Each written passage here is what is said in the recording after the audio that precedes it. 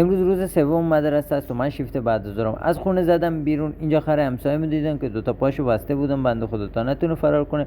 دانش آموزامو دیدم که واسه امتحانی که من میخواستم بگیرم آماده میشدن. با یه ماشین هم روستایی اومدم تا دورایی. یکم تو دورایی منتظر بودم، هوا خیلی گرم بود.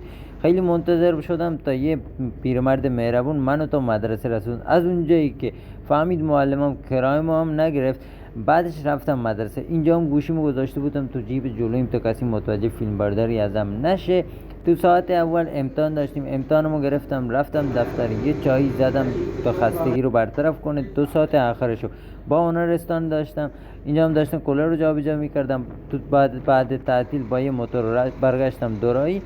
تو دورایی یکم منتظر بودم تا یه وسیله برسه. بعد رسیدم روستا. اینجا هم غروب خوشگل و پاییزی روستایی داریم میبینید. هوای روستا این وقت روز عالیه.